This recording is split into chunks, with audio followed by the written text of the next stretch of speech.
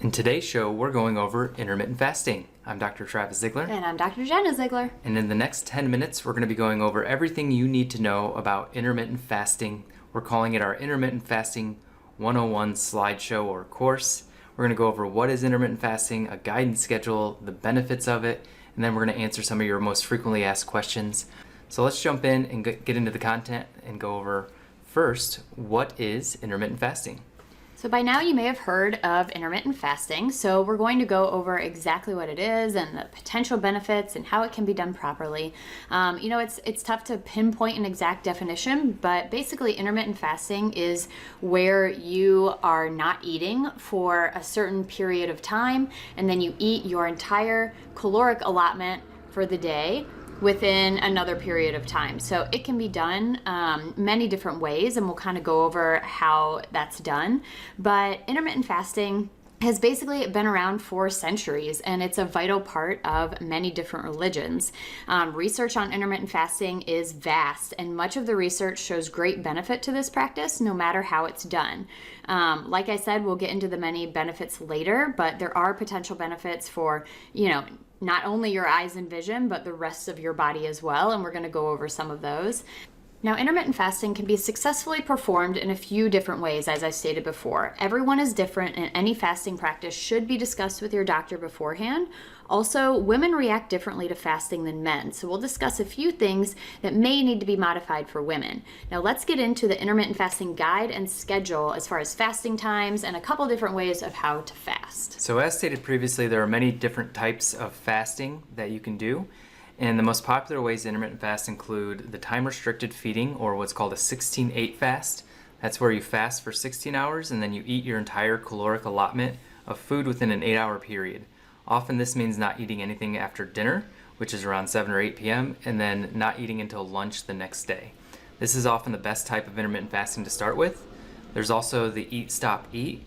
This is where you choose one day out of the week to fast for 24 hours. This would include fasting from dinner one night to dinner the next night.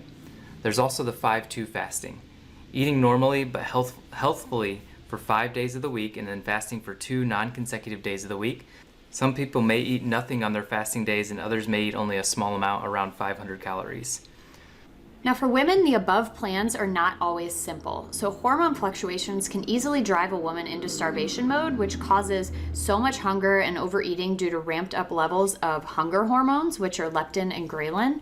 So women will often need to back off on intermittent fasting or just ease their bodies into it, and you can work with your doctor on this. Now, a few tips for women: choose only 2 to 3 non-consecutive days out of the week to begin overnight fasting. So for example, you would do it on Tuesday and Thursday.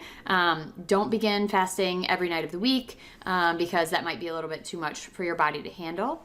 Start by fasting for 12 hours. So from after dinner at 7 p.m. to the next morning at your 7 a.m. breakfast, and then increase your fasting time from there 1 hour a week. So after a few weeks, you're able to do the whole 16-hour fast a couple times a week. Now, on the days that you fast, you can feel free to work out. Now, you probably don't want to run a marathon on the day that you're fasting or anything like that, but do what your body is used to. Don't do anything that your body is not used to. Also, drink plenty of water during your fast. Unsweetened coffee or tea is totally fine as well. And also, for women, it is good to note that you should not fast if you're pregnant, as fasting can deplete your nutrient stores. And if you're breastfeeding, you need to discuss that with your doctor as well. So let's jump into the amazing intermittent fasting benefits. So the first benefit is decreased inflammation. Periodic but consistent fasting lowers the levels of oxidative stress throughout your body. This means your body is better able to fight free radicals and inflammation. A 2015 study found that a longer duration of overnight fasting was associated with decreased inflammatory markers, and as we know, inflammation plays a huge role in disease. The next benefit is that it promotes weight loss. So fasting allows your body to use fat stores as fuel instead of sugar. Your body will use sugar or glucose first and then store what's left over as glycogen. Without sugar around, like when you're fasting, your body moves straight to glycogen and will then use fat as fuel. This can greatly contribute to weight loss, so that's why intermittent fasting helps promote weight loss. So the third benefit is that it helps to manage blood sugar. Intermittent fasting allows your body to more easily process glucose and helps regulate your insulin and blood sugar levels. When we prevent a buildup of insulin, we allow our bodies to handle sugar more effectively. This is great news for people with diabetes, but of course work with your doctor if you are a diabetic. The next one is that there's protection for your brain and your heart. So some studies have shown that the anti-inflammatory effects of intermittent fasting may slow neurodegenerative diseases like Alzheimer's, and they may also decrease certain contributors to heart disease, which is awesome. So fasting helps the body with autophagy, which is responsible for the body's cellular turnover. And due to pretty much everything we've talked about, the final couple benefits are that it helps increase your body's energy, it lowers your bad cholesterol, and then, of course, since it's protecting your brain and heart, it's going to help boost your brain function and improve your memory. What can you drink during intermittent fasting? So the first thing that you want to realize is that you want to drink things that have no calories. So that means, throwing out those sugary coffee beverages, and just really sticking to water is kind of key.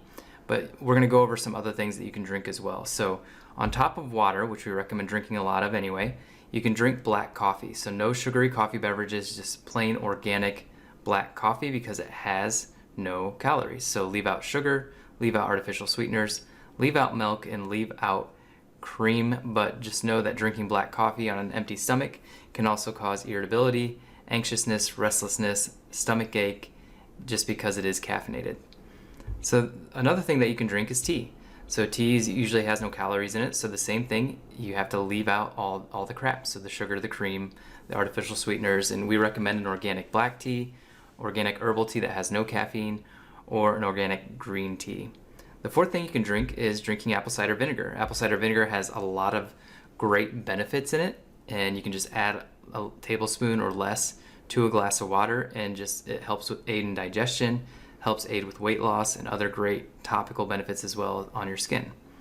And then the drinks to avoid while you're intermittent fasting is pretty much all diet pops, all pops or sodas in general, all drinks like Gatorade and Gatorade Propel or any other sports drinks, of course alcohol, coconut water, milk, and we recommend avoiding dairy altogether, almond milk or any other milk alternative, any sweetened coffee or tea beverages, and any juice. So what should you eat while intermittent fasting? So this is a pretty short question because while you're intermittent fasting, you should be eating nothing.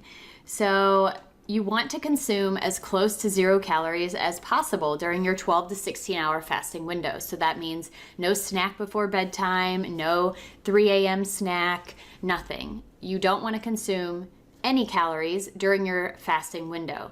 Now, once you're done fasting and you're ready to feed, then you would want to eat as healthy as possible. So one of our favorite ways to break a fast is to drink a big green smoothie. I'm drinking mine now. Exactly. So that's our favorite thing to break our fast. And then the rest of the day, we eat really healthfully. We eat fruit, we eat tons of vegetables, and healthy grains if that's, in our menu for the day.